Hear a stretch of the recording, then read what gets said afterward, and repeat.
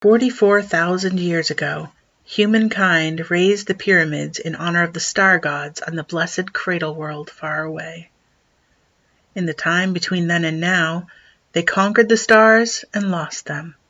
They locked away war, but were forced to hurriedly search for where they had put it when they again had need of it. They raised their machines to gods above them, cast them down to be their slaves, endured their rebellion in turn, and now dwelt in an uneasy yet respectful truce with things of gears and circuits.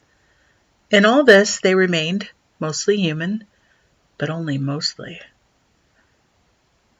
In the vast and war-torn galaxy of the Gothic Empire of humanity, there are many stars. In a cluster of them known as the Argo, in a group known as the Suvata, there is, or was, or will be, an unremarkable star with an unremarkable world, and upon that world there was the city of Pentagrad. Of the history and geography of the human galaxy, the Stiltwalker knew little. She did, however, know a great deal about the canals of her city, about the meanings of the bright and toxic rainbow colors of their waters, about their capricious, rushing tides, about the rough and ragged regalia of her guild, refined over a millennia, which she wore for protection from them. She also knew a fair amount about dead bodies, and what to do when one comes across one on a misty morning while hunting cobalt crabs beside the little lion bridge. Lady Hathaway dutifully urged her metal steed closer to the corpse and sighed. The Brotherhood stalwart with the wheelbarrow obligingly tipped the body slightly towards her so she could get a better look. It was indeed the Master of Curbs, his neck bloated and purpled, his bloodied feet bare. Not for the first time, Hathaway wished that her sons were not all away at war, or dead from the same. She was past the early tentative parts of old age, and well into the aching, wheezing, dreary trudge towards her ultimate reward for service to the divine imperature, the guide of souls. Still, she was determined to do her duty. The Master of Curbs might not have been an individual of great stature, sandwiched as he was between the all-important Minister of Roads and the pedestrian prelate, but he still oversaw vital civic functions. It was damned impertinent that he turn up dead on this particular day. After all, the streets would not sweep themselves, and someone would have to oversee the menials.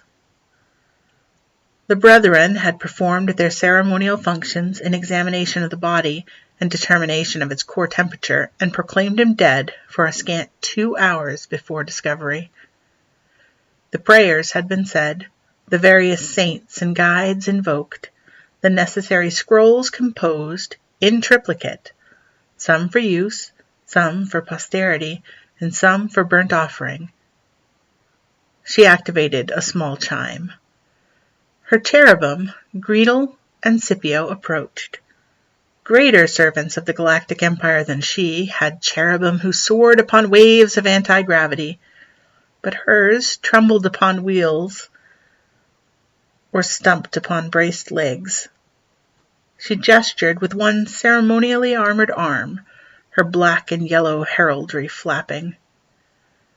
Without delay, determine the manner and meaning of the death of the Master of Curbs, she instructed.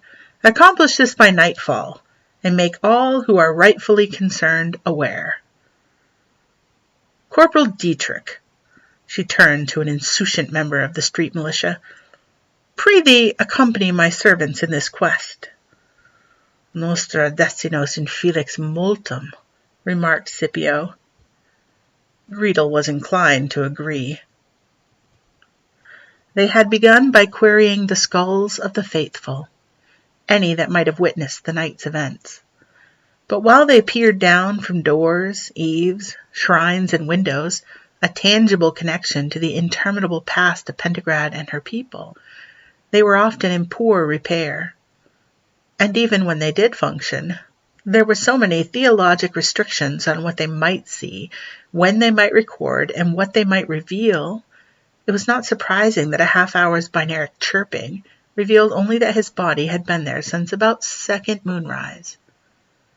The morning had been warm. Now it was downright hot. "Scipio," remarked Riedel, "questions must be asked." They proceeded across the Lesser Lion Bridge and found themselves in a district of tenements, stamped steel decoration and fast-printed walls mixed with ancient stonework of surpassing skill. "Let us consult that pious woman," said Greedle, "for it appears that she is often in this place." "Virtus est praetosa," concurred Scipio. She did indeed recall the Master of Curbs speaking with her the previous evening. However, he had mentioned business at the scholium at twilight and had not tarried. "To the scholium, then," said Greedle. Dietrich demurred, saying that he wished to remain and converse with the good woman Bella. This did not sit well with the cherubim, who preferred to have some sort of protection in these troubled times. They also desired the company of someone who could, if need be, lever their roly-poly forms over any terraces, stairs, or curbs they might encounter.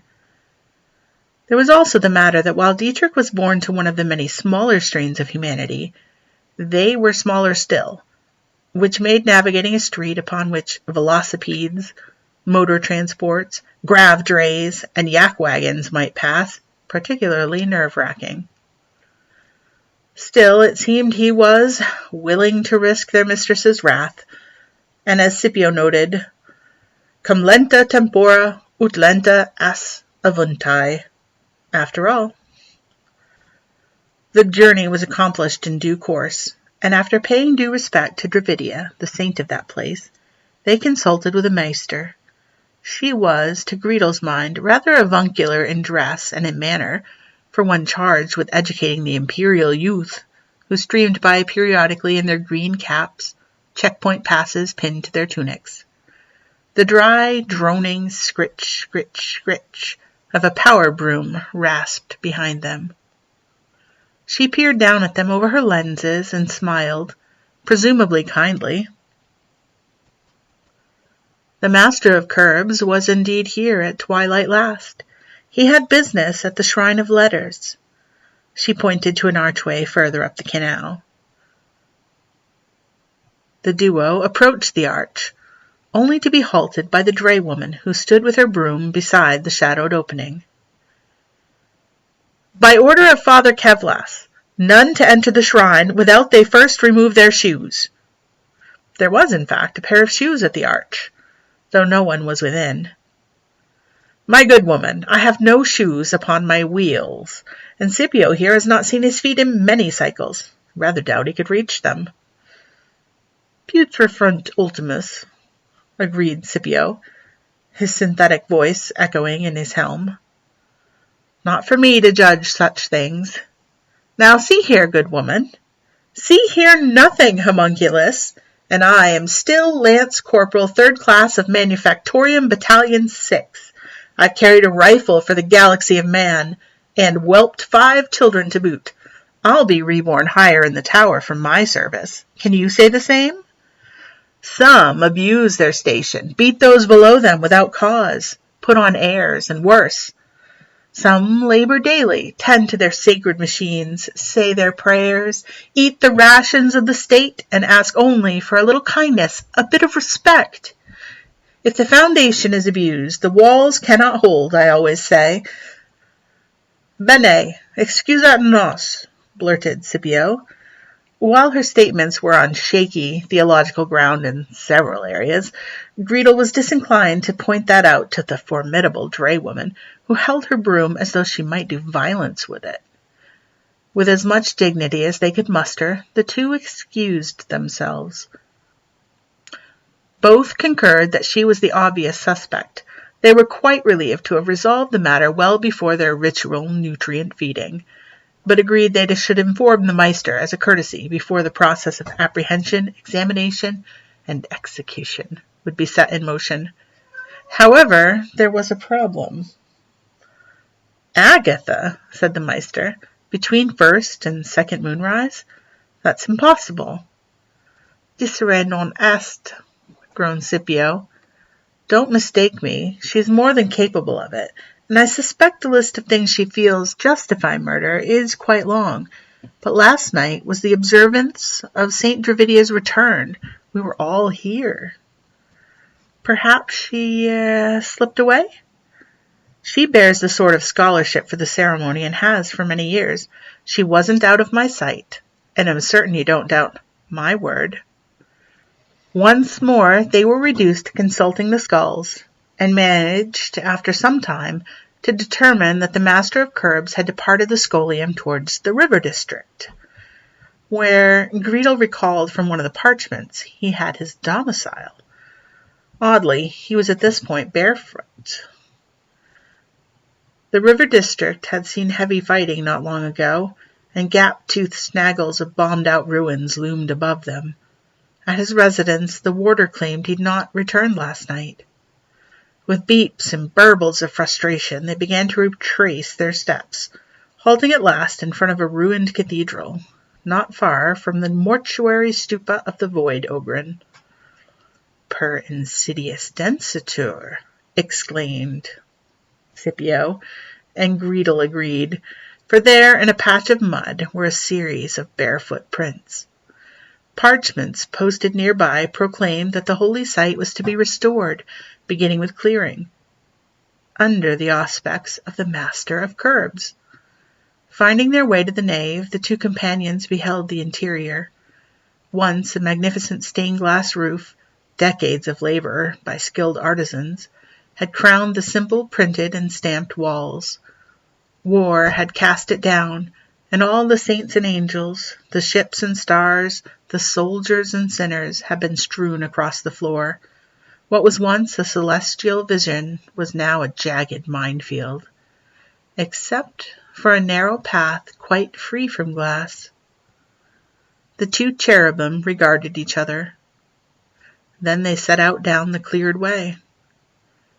Beneath the central transept, a section of the path was no longer clear, but rather the glass was scattered higgledy-piggledy about, as though rapidly swirled by a rogue wind.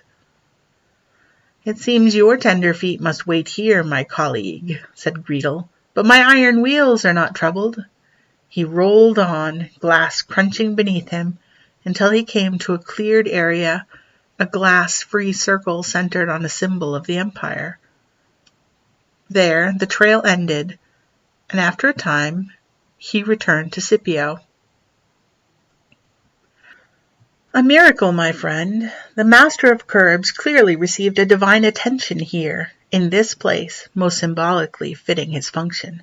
He was touched by a saint, or perhaps even the guiding Lord himself. He was judged and found wanting in this place, as a warning to others. Then he went forth and, contemplating his rebirth to come, expired at the Bridge of Small Lions." "Sidicas ita?" I do indeed. The matter is resolved. We have quitted our duty and earned our keep. Alas, that there are no former citizens here in working order whose sanctified skulls might have recorded this blessed event." But there was a skull Greedle had missed. Its picked catcher still glowed in one eye socket, powered by a chip of eternal radium. Half buried in the rubble, it had seen the Master of Curbs arrive, cursing the theft of his only pair of shoes, cane in one hand, frustration in his voice. It had seen him follow, incredulously, the strange, and to him completely insufficient and not at all miraculous path through the razor shards of glass in search of the culprit. It had seen him whirl at the shritch, shritch, shritch behind him. It saw the twinkling glass scatter across the Master's route of escape. It recorded the heavy crunch, crunch, crunch of heavy boots and the bureaucrat's panicked bluster. It saw gnarled hands that had worked 14 hours a day all their life, reaching out to avenge 1,000 slights and injustices, a lifetime of sanctimonious oppression. The skulls of Pentagrad know 1,000 stories. Most will never be told.